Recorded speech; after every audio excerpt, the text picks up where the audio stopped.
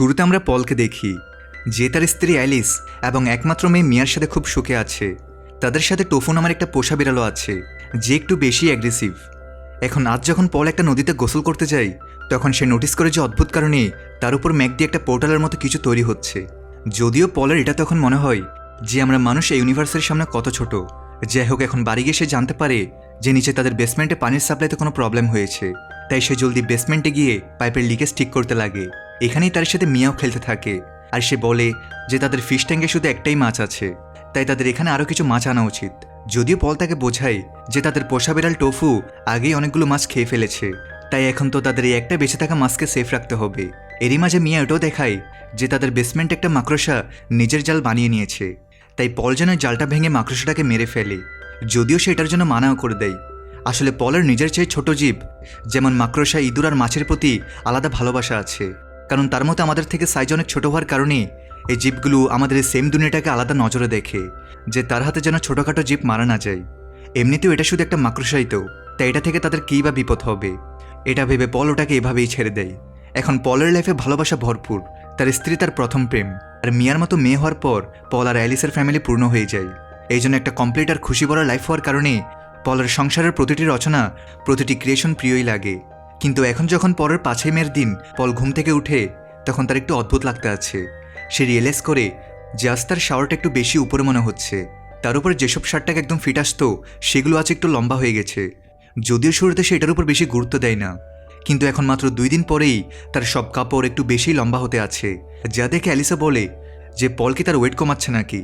কিন্তু পলের মধ্যে সে ওজন কমিয়েও ফেলে, তবুও কাপড়ের সাইজ এত লম্বা হওয়া উচিত না, নিশ্চয়ই তার বডিতে কোনো প্রবলেম হয়েছে। তাই সে আজই কাছের ডাক্তারের কাছে চেক করতে যায়। এখন এখানে বাকি সব তো নর্মাল আছে, শুধু তার হাইট 176 সেন্টিমিটার আসে, যেখানে পলের মতে সে তো 180 সেন্টিমিটার লম্বা। তাহলে সে পুরো 4 সেন্টিমিটার ছোট কিভাবে হয়ে গেছে। যদিও এখন এর উত্তর ডাক্তারের কাছেও নেই আর রিপোর্টসও নর্মাল আছে, তাই সে পলকে কিছুদিন অপেক্ষা করতে বলে, যেখানে পল এখন প্রতিদিন যাওয়ার সাথে সাথে অনুভব করতে থাকে যে তার সাইজ কমতেই থাকছে। এখন তো তার হেলমেট পর্যন্ত ফিট আসে না, যে কারণে সে রাত জেগে জেগে এটা ভাবতে থাকে। সেদিন যখন সে ম্যাকগুলোকে দেখে তখন সে ভেবে আছে যে সে ইউনিভার্সের সামনে কতটা ছোট, তাই হয়তো সবকিছু ও কারণে হচ্ছে না। তো পল এটাই ভেবে প্যারেশান আছে। এখন 20 মের দিন আসতে আসতে বাথিং শাওয়ার পলের থেকে অনেক উপরে মনে হতে লাগে। ওদিকে তার আঙ্গুল ছোট হওয়ার কারণে তার বিয়ের আংটিটিও এখন বেরিয়ে আসে। আর বাথরুম থেকে বাইরে আসার পর অ্যালিস ওটা দেখে অবাক হয়ে যায় যে এখন তো তার সামনে হাইটে তার থেকেও ছোট হয়ে গেছে। তাই এখান থেকে পল আর অ্যালিস এখন একটা হাইটেক হসপিটালে যায়, যাতে তারা পলের অসুখের কারণ খুঁজতে পারে। এখানে পলের সব টেস্ট করা হয়, তার বডির প্রতিটি অংশ টেস্ট করা হয়, কিন্তু এখানেও ডাক্তার রিভিল করে যে পলের বডিতে তো কোনো প্রবলেম নেই। তার শরীরের সব অর্গানস তাদের সাইজ অনুযায়ী আছে, অর্থাৎ পলের বডির প্রতিটি অর্গান প্রতিটা দিন যাওয়ার সাথে সাথে তার বডির সমান প্রপোর্শনে ছোট হচ্ছে। আর এখন তো ডাক্তারের কাছেও এই কন্ডিশনের কোনো উত্তর নেই। পল আগামী কয়েকদিন পর্যন্ত নিজের টেস্টের জন্য হসপিটালে অ্যাডমিট আছে, কিন্তু এখন ফাইনালি 2 সপ্তাহ পর তার মনে হয় যে তার এই কন্ডিশনের মেডিকেল সায়েন্সের কাছেও কোনো উত্তর নেই। তারা তো এখন এখানে তার উপর এক্সপেরিমেন্ট শুরু করে দিয়েছে। তাই সে এক রাতে হসপিটাল থেকে বেরিয়ে আবার নিজের বাড়িতে চলে আসে, এটা ভেবে যে যদি তাকে ছোট হতেই হয় তবে কেন সে তার শেষ সময় কিছু হসপিটালে কাটাবে, সে নিজের ঘরে পরিবারের সাথে কাটাবে। এখন আগামী কিছু সপ্তাহের মধ্যেই পলের সাইজ কমতে কমতে একটা ডলের মতো হয়ে যায়। অ্যালিস পর্যন্ত বিশ্বাস করতে পারে না যে তার স্বামীর সাথে সব কি হচ্ছে। এদিকে এখন তো সে নিজেই ডাক্তারের কাছে যাচ্ছে না, অর্থাৎ তাদের সাহায্য পাওয়ার কোনো অপশন আর বেঁচে নেই। এখন তাদের পোষা বেড়াল টফু পর্যন্ত পলকে নিজের থেকে ছোট দেখে তার উপর অ্যাটাক করতে পারে, তাই অ্যালিস তাকে ঘর থেকে বের করে দেয়। আর এদিকে তো পলের ছোট হওয়া জারি আছে, আর এখন তো সে একটা মোবাইল ফোনের সমান হয়ে গেছে। তখন একদিন সে দেখে যে কিছু লোক তার বাড়ি কেনার জন্য সেটা দেখতে আসছে, তাই সে জলদি লুকিয়ে পড়ে যাতে তারা তাকে দেখে ভয় না পায়। যদিও সে ভেতর থেকে খুব রাগে আছে, কারণ অ্যালিস তার ইচ্ছার বিরুদ্ধে তার এই বাড়ি বিক্রি করে দিচ্ছে। ওই লোকগুলো যাওয়ার পর পল অ্যালিসের উপর রাগ করে, সেটাও বলে আর এখানে তাদের অনেক স্মৃতি জড়িয়ে আছে, তো অ্যালিস এটা বিক্রি কিভাবে করতে পারে। তখন অ্যালিস মনে করিয়ে দেয় যে পলের এই কন্ডিশনের কারণে তার জব ছাড়ার অনেক মাস হয়ে গেছে, আর এখন তো সে নিজের আর মেয়ের খরচও চালাতে পারছে না, এই জন্য তাকে এই বাড়ি বিক্রি করতেই হবে। যদিও পল আগে বলে যে সে কোনো উপায় খুঁজে নিবে যাতে সে আবার আগের মতো হতে পারে, তারপর সব ঠিক করে দিবে, কিন্তু অ্যালিস রাগে চেঁচিয়ে উঠে যে সে আর কখনো ঠিক হবে না। আর যেমন তার কন্ডিশন, সে এখন ছোট হতে হতেই গায়েব হয়ে যাবে। এই তর্কের সময় পল ছোট হওয়ার কারণে সে শুধু অ্যালিসের চেঁচানোর আওয়াজে নিচে পড়ে যাওয়ার মতো হয়, যা দেখে অ্যালিস ভয় পেয়ে বাইরে চলে যায়। এদিকে মিয়ারও এখন নিজের বাবাকে খুব অদ্ভুত লাগতে আছে, তাই পল আগামী কিছুদিন নিজের মেয়ে মিয়াকে খুশি করার জন্য তার ডল হাউসে থাকতে শুরু করে, এটা ভেবে যে তার মেয়ে যদি তাকে ডল মনে করে তাই সে অত্যন্ত তার সাথে সময় কাটাতে পারবে। কিন্তু এখন পল নোটিস করে যে দিন দিন ছোট হওয়ার কারণে নর্মাল বড় লোকদের আওয়াজ তার কান সহ্য করতে পারছে না। ছোট্ট একটা ব্রেক দিয়ে আবার মূল ভিডিওতে ফিরে যাচ্ছে। বর্তমানে অনলাইন ইনকাম বা এন্টারটেনমেন্টের জন্য অনেক প্ল্যাটফর্ম আছে, কিন্তু আমি আজকে তোমাদের সাথে শেয়ার করব এমন একটা প্ল্যাটফর্ম যেটার অফিসিয়াল পার্টনার হচ্ছে সিরিয়া এবং পিএসজি। এখানে তুমি লাইভ ম্যাচ দেখার পাশাপাশি বিভিন্ন ক্যাশ গেমস, সল্টস আর রিয়েল টাইম গেম খেলতে পারবে।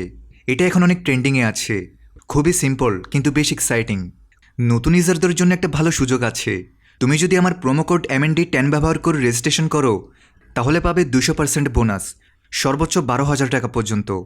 আরেকটা ভালো বিষয় হচ্ছে তুমি চাইলে খুব সহজেই তোমার জেতা টাকা বিকাশ, নগদ, রকেট বা ব্যাংকের মাধ্যমে খুব সহজে উইথড্র করতে পারবে। তাই যদি ট্রাই করতে চাও পিন করা কমেন্টে লিঙ্ক দেওয়া আছে, এখনই গিয়ে রেজিস্ট্রেশন করো আর প্রোমো কোড MND10 ব্যবহার করে বোনাসটা নিয়ে নাও।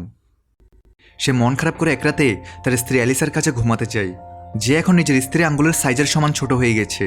দিন দিন পলের মনে হতে থাকে তার নিজের ফ্যামিলিতে এখন তার কোনো জায়গা বাকি নেই। অ্যালিসার তার মেয়ে মিয়ার তাকে ছাড়াই থাকার অভ্যাস হয়ে গেছে। এখন একদিন যখন পল একা একা নিজের ঘরে টাইম পাস করে, ঠিক তখনই তাদের পোষা বিড়াল টফু কোনোভাবে ভেতরে ঢুকে পড়ে, যা দেখে ভয় পেয়ে পল একটা পিনের উপর পড়ে যায় আর সে নিজেকে জখম করে ফেলে। পল নোটিস করে যে শুধু একটা পিনও তাকে কতটা আঘাত দিতে পারে, কিন্তু এখন তো তাকে টফুর থেকে বাঁচতে হবে, কারণ সে এখন তাকে এত ছোট দেখে নিজের শিকার মনে করে নিয়েছে। একটা পিন তুলে টফুর দিকে দূরে পালাতে আছে। সে টফুকে ডল হাউসে আটকানোর চেষ্টা করে, কিন্তু টফু তো এখন সাইজে পলের থেকেও বড় হয়ে গেছে। তাই পল জলদি দরজার নিচ দিয়ে বেসমেন্টে ঢুকে যায়। এই সময় টফুর একটা থাবা তাকে লাগাই। পল সিঁড়ি থেকে নিচে পড়ে যায়, আর এখন তো সিঁড়ির এই ছোট হাইটও তার জন্য অনেক বেশি মনে হচ্ছে। লাকিলি সে ময়লার ডিব্বায় পরে অজ্ঞান হয়ে যায়, যেখানে বাইরে অ্যালিস ভেতরে এসে দেখে যেখানে পলের রক্তমাখা শার্ট পরে আছে, যা দেখে তার মনে হয় কোথাও তাদের পোষা বেড়াল টফু তার স্বামী পলকে খেয়ে ফেলে নিত। অন্যদিকে নিচে বেসমেন্টে পল এখন অ্যালিসের নাম ধরে চেঁচাতে থাকে যাতে সে তাকে ডিব্বা থেকে বের করে নেই। অ্যালিস বেসমেন্টেও চলে আসে, কিন্তু এখন পর্যন্ত পল এতটাই ছোট হয়ে গেছে যে সে না তো তাকে দেখতে পাচ্ছে আর না পলের আওয়াজ তার কান পর্যন্ত পৌঁছাচ্ছে। তখন অ্যালিস টফুকে দেখতে পায় আর সে তার পেছনে দৌড়াতে থাকে, এটা ভেবে যে টফু তার স্বামীকে খেয়ে ফেলেছে আর পল এখন মারা গেছে। যেখানে পল তোর আগে ময়লা এদিক ওদিক ফেলে ওখানেই ঘুমিয়ে পড়ে। আর ধীরে ধীরে রাত হওয়া পর্যন্ত সে বুঝতে পারে যে তার পরিবার তাকে মৃত বলে মেনে নিয়েছে, অর্থাৎ এখন থেকে তাকে নিজেকেই সার্ভাইভ করে বেঁচে থাকতে হবে। তাই সে সবার আগে ময়লা থেকে নিজের কাপড় বানায়।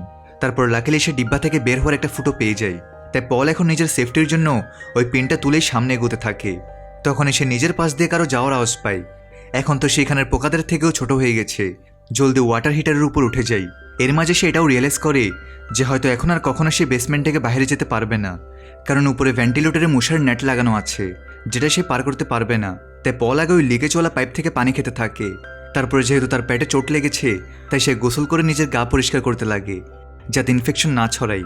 তারপর হিটার গরম হওয়ার কারণে সে ওখানেই ঘুমিয়ে পড়ে। পরদিন সকালে পলের চোখ তার মেয়ে মীরের আওয়াজে খোলে। সে হয়তো বাইরে তার নাম ধরে ডাকছে, কারণ সে কাল থেকে নিজের বাবাকে দেখেনি। পলও দৌড়ে গিয়ে চেঁচাতে লাগে, কিন্তু এখন তো সিঁড়িগুলো তার সামনে এত বড় হয়ে গেছে যে পল এগুলোতে কোনোভাবেই উঠতে পারবে না। তখনই সে শুনতে পায় যে অ্যালিস তার মেয়ে মিয়াকে বলছে তার বাবা এখন আর কখনো আসবে না, সে মারা গেছে। আর এটা শুনে পলের মনটাই ভেঙে যায়। তার পরিবার তাকে মৃত বলে মেনে নিয়েছে। সেখানে কান্নার চেঁচানো ছাড়া কিছু করতে পারে না। এমনিতেও এখন তার আওয়াজ কারো কানা যায় না। তখনই সে আওয়াজ পায় যে অ্যালিস আর তার মেয়ে মিয়া এ বাড়ি বিক্রি করে নিজেদের গাড়ি নিয়ে সব সময়ের জন্য এখান থেকে দূরে চলে যাচ্ছে।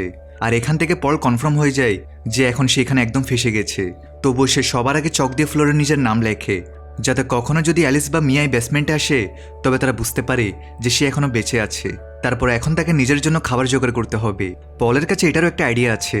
সে এখন আলমারির পেছনে চিজের একটা টুকরো আনতে যায়, যেটা কিছু মাস আগেই সে নিজে একটা ট্র্যাপে লাগিয়ে রেখেছিল। তাই পল এখন জলদি ওখানে গিয়ে পিঁপড়েদের ভাগিয়ে আগে ট্র্যাপটা বন্ধ করে আর তারপর সব চিজ নিজেই নিয়ে নেয়। লাকিলি তার ছোট হওয়ার কারণে সেটা অনেকদিন পর্যন্ত খেতে পারবে। কিন্তু তখনই পলের দিকে একটা মাকড়সার নজর যায় আর সে তার উপর অ্যাটাকও করতে আসে, কিন্তু পল এখন তাকে নিজের পিনের আওয়াজ দিয়ে দূরে ভাগিয়ে দেয়। এরপরে এখন তাকে নিজের ঘুমানোর জন্য একটা সেফ জায়গা খুঁজতে হবে, যাতে মাকড়সার বাকি পোকামাকড়রা তার ঘুমানোর সময় অ্যাটাক করতে না পারে। কিন্তু এখন যখন সে একটা পেপার বক্স খোলার চেষ্টা করে তখন তার মধ্যে এত শক্তিও নেই যে সে পিন দিয়ে সে বক্সটা খুলতে পারে। যদিও পল বুদ্ধি কাজে লাগায়, সে আগে ভেজা কাপড় দিয়ে পেপার বক্স ভিজিয়ে নেয়। তারপর সে খুব সহজেই পিনের সাহায্যে ভেতরে ঢুকে যায় আর সে একটা দেশলাইয়ের উপর গিয়ে ওখানেই ঘুমিয়ে পড়ে, কারণ এখন পোকামাকড় আর মাকড়সা থেকে বাঁচার জন্য তার কাছে এটাই একমাত্র জায়গা বাকি আছে। পরদিন সকালে পলের চোখ উপরে কারো আওয়াজে খুলে, তাই সে জলদি পেপার ক্লিপ দিয়ে একটা লোহার প্যারেক বাজাতে থাকে যাতে যদি তার স্ত্রী আবার বাড়িতে জিনিসপত্র নিতে আসে তবে সেই যেন তার আওয়াজ নোটিস করে। কিন্তু এই তো জিনিসপত্র প্যাক করার লোক এসেছে, যাদের হয়তো অ্যালিসে জিনিসপত্র নিতে পাঠিয়েছে, যার ফলে পলের সব আশা ভেঙে যায় যে এখন সে নিজের মেয়ে আর স্ত্রীর সাথে আর কখনো দেখা করতে পারবে না। সে এখন রাগে বেসমেন্টে থাকা বোতল থেকে ড্রিঙ্ক করে নেই। সে রিয়েলাইজ করে এই বোতল তার জন্য এতটাই বড় যে সে তো লাইফ টাইম এখান থেকে খেতেই পারবে, কখনো শেষ হবে না। তখনই সে ফিশ ট্যাঙ্কের উপরে মাকড়সা দেখতে পায়। আর পল যে এখন নেশায় আছে তাই সে নিজের পিন নিয়ে তাকে ভয় দেখাতে যায়, কিন্তু এখন সে ছোট হওয়ার কারণে মাকড়সা মেরেই তাকে পানিতে ফেলে দেয়। তাই পলকে এখন পানিতে থেকে অপেক্ষা করতে হবে যে এই মাকড়সা কখন উপরে যাবে আর কখন সে বাইরে বের হতে পারবে। এখন এটা সেই মাকড়সাই যাকে সে নিজের মেয়ে মিয়ার কথা সত্ত্বেও মারতে মানা করে দেয়, এটা বলে যে মাকড়সা তাদের কী বা করতে পারে। এখন এই ছোট মাকড়সাটাই পলের জন্য এত বিপদ হয়ে গেছে।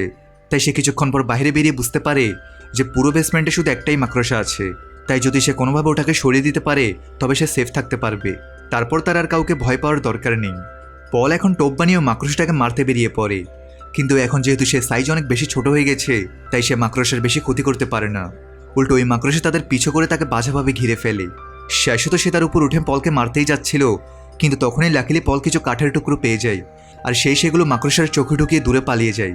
পল এখন পর্যন্ত পানিতে ভেজার কারণে বাজেভাবে কাঁপতে আছে, তাই সে আগে ওই বক্স থেকে দেশলাই বের করে আর 3-4 বার ট্রাই করার পর ফাইনালি সে দেশলাই জ্বালিয়ে নেয়। এটা দিয়েই সে ময়লায় একটু আগুন লাগিয়ে নিজেকে শুকিয়ে নেয়। সে মনে করতে আছে যে কিভাবে গত কিছু মাসেই তার লাইফ কতটা বদলে গেছে। একসময় সে নিজের লাইফে খুব খুশি ছিল, তার কাছে সব কিছু ছিল, কিন্তু তারপর অদ্ভুত কারণে সে প্রতিদিন ছোট হতে থাকে। আর এখন তো তাকে এভাবে বেঁচে থাকতে হচ্ছে। তাকে মৃত বলে মেনে নিয়েছে আর সে এখন তাদের দেখতেও পায় না। পল আগামী অনেকদিন এভাবে বেসমেন্টে কাটাতে আছে আর এখন তার এটার অভ্যাসও হয়ে গেছে। কিন্তু তারপর একদিন একটা লোক ফাইনালি বেসমেন্টে চলেই আসে, যা দেখে পল চেঁচিয়ে তার মনোযোগ টানতে থাকে। কিন্তু সে এতটাই ছোট হয়ে গেছে যে ওই লোকটার পা ফেলার আওয়াজেই পলের কান ফাটিয়ে দিচ্ছে। তার আওয়াজ তো ওই লোক পর্যন্ত পৌঁছানো দূরের কথা, পল লুকিয়ে দেখে যে ওই লোক তো শুধু এখানে ওই মাছটাকে নিতে এসেছে, অর্থাৎ এখন তার কাছে তার শেষ বন্ধু আর বেঁচে নেই। এখানে বেসমেন্টে সে একদম একা হয়ে গেছে। এখানে আগামী কিছুদিনের মধ্যে একটা মশাও পলের সামনে বড় মনে হতে থাকে। তখনই পল রিয়েলাইজ করে এখন তো সে ভেন্টিলেটরের নেট দিয়ে বাইরে বের হতে পারবে, কিন্তু এর জন্য তাকে সবার আগে উপর উঠতে হবে। তাই সে ফার্নিচারের কাঠ ধরে উপর উঠতে থাকে, কিন্তু অবশেষে এত মেহনতের পর সে আলমারির উপরে উঠেই যায়। এখান থেকে তাকে দেয়ালে লাফ দিতে হবে, আর লাকিলি তার এই স্টেপও পুরো হয়ে যায়। এখন তো তাকে শুধু দেয়ালের ফুটো দিয়ে ওই ভেন্টিলেটর পর্যন্ত পৌঁছাতে হবে। কিন্তু তখনই রাস্তায় পলে মাকড়সার জাল দেখতে পাই, তাই সে সাবধানে এগোতে আছে যাতে মাকড়সার নজর তার উপর না পড়ে, কারণ এখন পর্যন্ত ওই মাকড়সা তার জন্য একটা জায়েন্ট হয়ে গেছে। কিন্তু আনফর্চুনেটলি তার চলার ভাইব্রেশন দিয়ে মাকড়সা পলকে সেন্স করে নেই আর তার উপর অ্যাটাক করতে সে দৌড়ায়। এখান থেকে পলের মনে হয় যে সে হয়তো আর বাঁচতে পারবে না আর এটাই তার শেষ। সে ওখানে চুপচাপ দাঁড়িয়ে নিজের মৃত্যুর অপেক্ষা করতে আছে, কিন্তু হয়তো ভাগ্য তার সঙ্গ দেয়। তখনই একটা ইনসেক্ট জালে ফেসে যায় আর ওই মাকড়সা তাকে খেতে অন্যদিকে চলে যায়, যেখানে পল তো এখন নিজের পুরো জীবন নিয়ে দৌড়াতে থাকে। ফাইনালি সে ওই ভেন্টিলেটর নেট পর্যন্ত পৌঁছে যায়, কিন্তু সে রিয়েলাইজ করে যে এখনও সে নেটের ফুটো থেকে একটু বড়, তাই এখন সে বের হতে পারবে না। এখন যেহেতু এমনিতেও প্রতিদিন তার সাইজ আরও ছোট হতে থাকে, তাই পল আজকের জন্য ওখানেই ঘুমিয়ে পড়ে। কিন্তু এখন যখন পরদিন সকালে পলের চোখ খোলে তখন সে দেখে যে কিছু পিঁপড়ে তার পা কামড়ানোর চেষ্টা করছে। লাকিলি তখনই সেখানে ওই মাকড়সা চলে আসে আর সে পিঁপড়েগুলোকে মারতে থাকে, যেখানে পল দেখে যে এখন তো সে আরও ছোট হয়ে গেছে, এখন সে নিজেও এই নেটের বাইরে বের হতে পারবে। তাই সে অবশেষে মাকড়সা থেকে বেছে বাইরে বেরিয়ে যায়। এক মুহূর্তের জন্য তার এটাও মনে হয় মাকড়সারও কি তার মতো একাকিত্ব অনুভব হচ্ছে, কারণ এখন তো সে ভেতরে একা রয়ে গেছে। পল বাইরে বের হতে আছে, কিন্তু এখন তার এত ছোট হওয়ার কারণে ঘাস পর্যন্ত তার কাছে কোনো জঙ্গলের মতো লাগে।